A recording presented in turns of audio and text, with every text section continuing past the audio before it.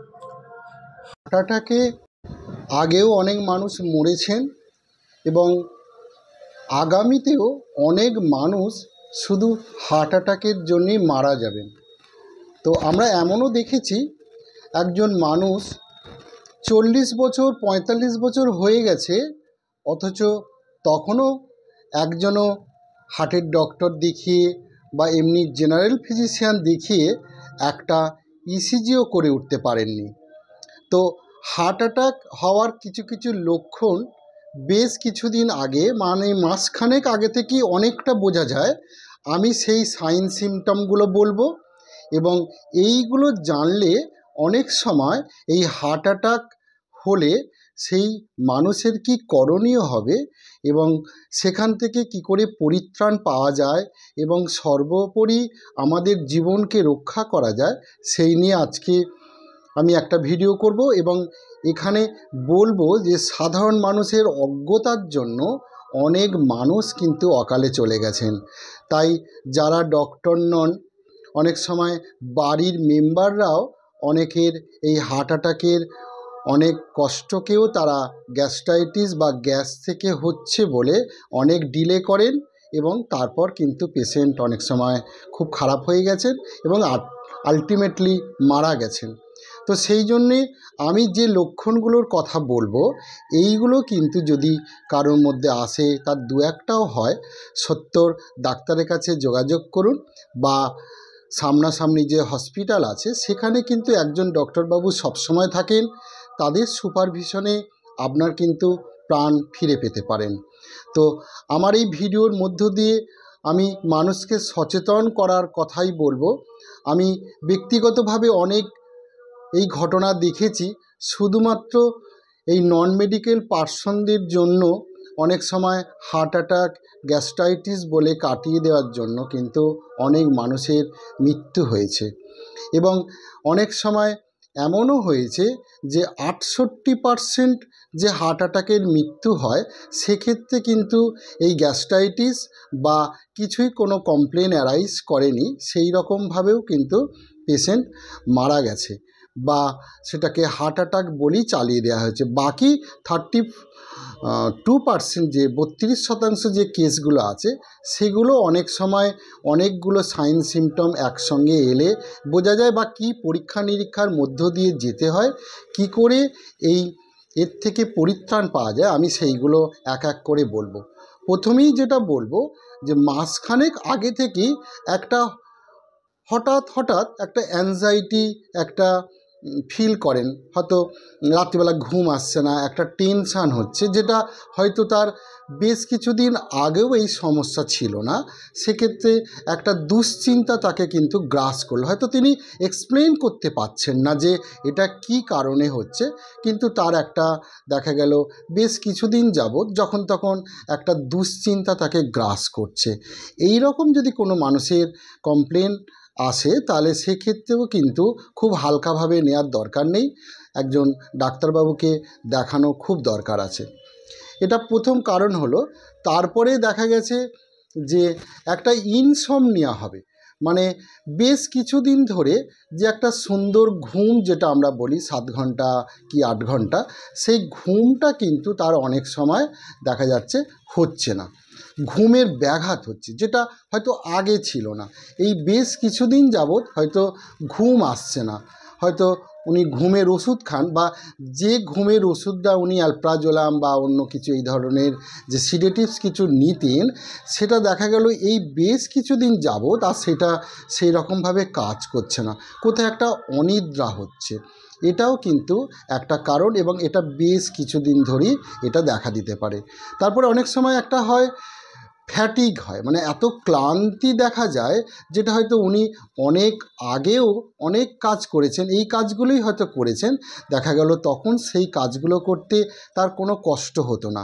এই ইদানিং মাসখানেক যাবৎ কিন্তু একটা লেথার্জি, তার একটা ফ্যাটিগনেস আসছে, মানে তার কোনো কিছুতেই ভাল লাগছে না, তার একটা এত দুর্বলতা ক্লান্তি আসছে, এটাও কিন্তু হার্ট অ্যাটাক হবার একটা পূর্ববর্তী লক্ষণ।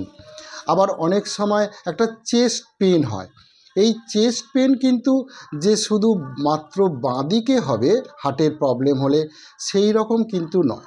একটা স্টাডিতে দেখা গেছে চেস্ট পেন কিন্তু ডান দিকে রেফার্ড পেনও হতে পারে, এবং সেটা অনেক সময় এই জতে হবে, জ পেন যেটা বলি, চিবুকে একটা অসহ্য যন্ত্রণা হবে এবং সঙ্গে সঙ্গে দুটো হাতে যেতে পারে, দুটো শোল্ডার রিজিয়নে একটা পেন অনুভূত হবে, যেটা অনেক সময় আবার ব্যাক পেনও হতে পারে, যে এটা স্পন্ডিলাইটিস বা স্পন্ডিলোসিসের জন্য হচ্ছে, সেই রকম কিন্তু এক্ষেত্রে নাও হতে পারে।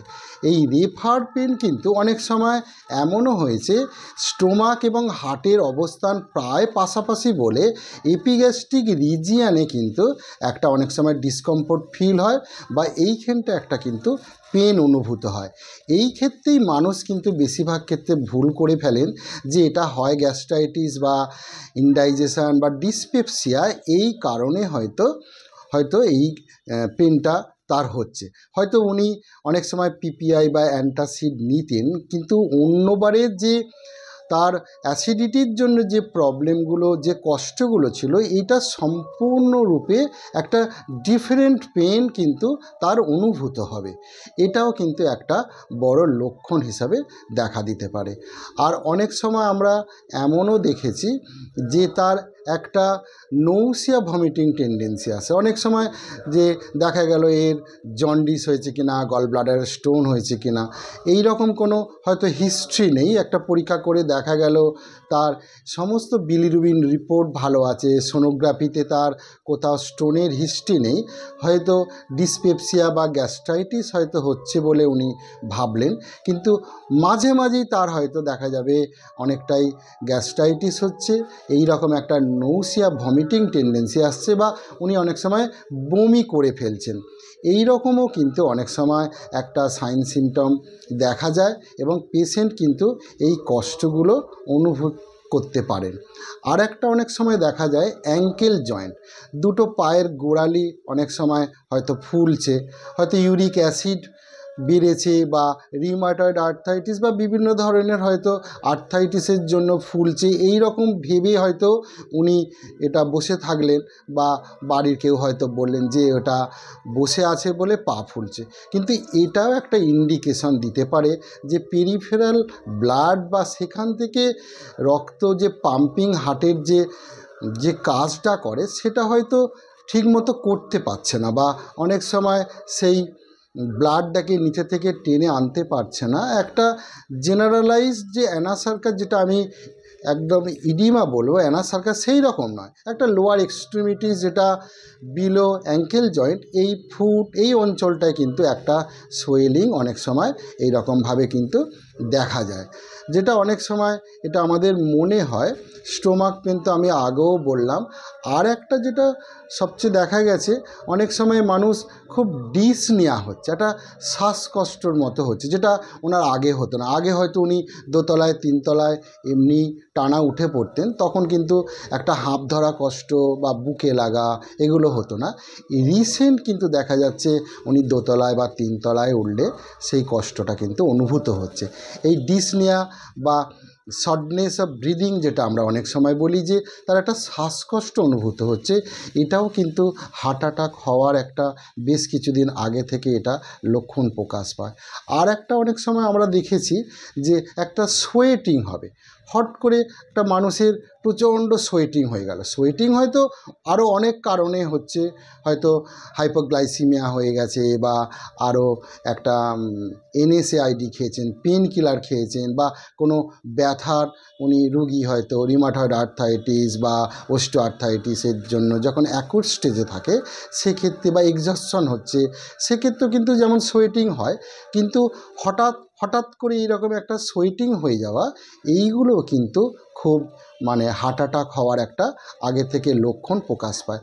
তো আজকে আমি প্রায় 7-8টি কারণ কিন্তু এখানে বললাম, যেটা সাইন সিমটম যেগুলো বোঝা যায় বেশ কিছুদিন আগে থেকে, মাসখানেক আগে থেকেও, বা এটা 2 সপ্তাহ 3 সপ্তাহ আগেও এই কষ্টগুলো কিন্তু মানুষ অনুভব করতে পারেন।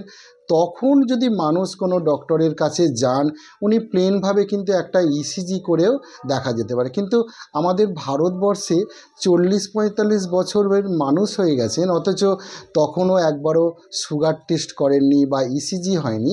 এইগুলো আমরা হামেশাই দেখি এবং এগুলো অবাক লাগে যে এইগুলো তো বেশি খরচ নয়, একটা 150-200 টাকার মতো খরচ, অথচ একটা ইসিজি কিন্তু তাকে অনেকটা বলে দিতে পারে যে তার এটা হার্ট অ্যাটাক হচ্ছে কিনা। সবসময় ইসিজি আবার সব হার্ট অ্যাটাককে দেখিয়ে দিতে পারে বা বলে দেয় সেইরকম কিন্তু নয়, কিন্তু বেশিরভাগ ক্ষেত্রে অনেক সময় ইনফেরিয়র ওয়াল মায়োকার্ডিয়াল ইস্কিমিয়াতে দেখেছি অনেক সময় একটা ব্যাক পেন যেমন হয়, আবার অনেক সময় এসটি এলিভেটেড যে ইনফ্রাকশান থাকে সেক্ষেত্রেও কিন্তু ইসিজিতে হয়তো আগেকার দোষটা ধরা পড়লো, নতুন করে যদি হার্ট অ্যাটাক না থাকে হয়তো ইসিজিতে ধরা পড়লো না। কিন্তু ইসিজিতে আবার এক জায়গায় বলা হয় 30% কিন্তু রোগ ধরতে পারে, যে ইসিজি উইদিন নর্মাল লিমিটস মানেই তার হার্ট ভালো আছে, এই রকম ক্ষেত্রে কিন্তু তা বলা হয় না। তারপরে ইসিজির পরেও যদি দেখা যায় তার চেস্ট পেন আছে অথচ এখানে ধরা পড়লো না, তখন কিন্তু একটা ট্রপোনিন টি টেস্ট বলে কিন্তু সমস্ত হসপিটালে করা হয়। পেশেন্ট যদি চেস্ট পেন নিয়ে যান সেখানে কিন্তু ডাক্তারবাবুরা এই পরীক্ষাটা করেও অনেক সময় এটা একটা এনজাইমস লেভেল তার শরীরে বেড়েছে কিনা, যখন থেকে তার কষ্ট অনুভূত হচ্ছে চেস্ট পেন বা আমি যে সিমটমগুলো বললাম তার 4 ঘন্টা পরে কিন্তু এই ট্রপোনিন টি টেস্ট যেটা বলি আমরা টপটি, সেটা কিন্তু এর রিডিং দিতে পারে। তাই 2 ঘন্টার মধ্যে যদি এই এক্সাম করা হয় সেক্ষেত্রে কিন্তু ভুল রিপোর্ট দিতে পারে। অনেক সময় এরপরে আমরা একটা ইকোকার্ডিওগ্রাফি করার কথা বলি। ইকোকার্ডিওগ্রাফি অনেকটা পেটের সোনোগ্রাফির মতো। এখানে ইকোকার্ডিওগ্রাফিতে কোথাও ব্লক আছে কিনা, তার ভালভিউলার কোনো প্রবলেম আছে কিনা, অনেক সময় লাংসের কোনো প্রেশার বাড়ছে বা এখানে হার্টের পাম্পিং কীরকম আছে, ঠিকমতো পাম্প করতে পারছে কিনা, মায়োকার্ডিয়া যে আমরা ইস্কিমিয়া বলি, মায়োপ্যাথি, পেরিকার্ডিয়াম যে হার্টের মাসেল সেইগুলো কমজোরি হয়ে গেছে কিনা, এই রকম কোনো ব্লকেজ কিছু আছে কিনা, কিছুটা এখানে এই সবগুলো ধরা যায়। তাই একটা ইকোকার্ডিওগ্রাফি কিন্তু হার্টের সোনোগ্রাফির মতো কাজ দেয়। অনেক সময় ইকোকার্ডিওগ্রাফির ইজেকশান ফ্র্যাকশান এটাও হয়তো ভালো থাকলো, রিপোর্ট নর্মাল এলো, তারপরেও কিন্তু একটা ট্রেডমিল টেস্ট আছে, যেটা ট্রেডমিল টেস্ট কিন্তু একটা খুব ভালো পরীক্ষা, যেখানে একটা এক্সজশনালি সাইকেলের উপর প্যাডেলিং করতে হয়। সেই পরীক্ষা কিন্তু যথেষ্ট ভালো পরীক্ষা এবং এখানে কিন্তু অনেকটা দোষ ধরা পড়ে তার ইস্কিমিয়া আছে কিনা, ইনফ্রাকশান, ওল্ড ইনফ্রাকশান লিশন আগে আছে কিনা বা হয়েছিল কিনা, এই পরীক্ষাগুলো কিন্তু খুব ভালো। এরপরে যেটা আমরা অনেক সময় বলি একটা সিটি অ্যাঞ্জিওগ্রাম যেটা বলি, একটা হার্টের সিটি স্ক্যান করলে সেখানে সব কিছু ব্লকেজ কত আছে দেখা যেতে পারে। এখানে বলে রাখি 70% ব্লকেজ পর্যন্ত কিন্তু মানুষের কোনো কমপ্লেন নাও থাকতে পারে। হঠাৎ করে 75% ব্লক হয়ে তার কিন্তু একটা ইনফ্রাকশান হলো এবং তার কার্ডিয়াক মাসেলের একটা নেক্রোসিস হয়ে ইনফ্রাকশান হয়ে গেল, একটা ডেথ হয়ে গেল। সেক্ষেত্রে কিন্তু 70% ব্লক যেটা বললাম সেটা কিন্তু আগেও হয়তো জানাই পড়লো না, ধরাই পড়লো না, এই যে পরীক্ষাগুলো আমি আগে বললাম ইকোকার্ডিওগ্রাফি বা টিএমটিতে, সেটা কিন্তু সিটি অ্যাঞ্জিওগ্রাম করে বোঝা গেল। তারপরও আরও অ্যাঞ্জিওগ্রাম করে কত পার্সেন্ট ব্লক করে অনেক সময় বেলুন অ্যাঞ্জিওপ্লাস্টি বা বাইপাস সার্জারির যে কথা বলা হয় সেটা বিশেষজ্ঞ ডাক্তাররা বলবেন। তাই আমি যেটা আজকে এই ভিডিওর মধ্য দিয়ে সচেতনতা করার জন্য, মানুষকে সচেতন করার জন্য বাড়ির লোকের কাছে আমার অনুরোধ থাকলো, তাদের বাড়ির কারো যদি এই কষ্টগুলো একবারের জন্য অনুভূত হয় অবশ্যই ডাক্তার দেখান, ডাক্তারবাবুর পরামর্শ অনুযায়ী চলুন। তাতে দেখা গেছে আমাদের এই কনসাসনেস যদি বাড়াতে পারি, হার্ট অ্যাটাকের মৃত্যু কিন্তু আমরা অনেক কমিয়ে নিতে পারবো। আমরা সবাই ভালো থাকবো, আমরা নতুন ভারত গড়ব। আসুন সবাই ভালো থাকবেন। তার আগে বন্ধুদের বলে নিই, এই রকম সুন্দর কম সময়ের মধ্যে একটা টোটাল ডেসক্রিপশান আমি দিতে পারলাম এই ভিডিওর মধ্য দিয়ে। তাই আমার ভিডিও যদি ভালো লেগে থাকে একটা লাইক করে দেবেন এবং চ্যানেলটি সাবস্ক্রাইব করে রাখুন, যাতে করে প্রতিবার আমি যত ভিডিও এখানে আপলোড করব আপনাদের ফোনে নোটিফিকেশান চলে যাবে। আপনারা কিন্তু এই ভিডিও দেখে অনেক উপকৃত হবেন। ভালো থাকবেন বন্ধুরা, নমস্কার।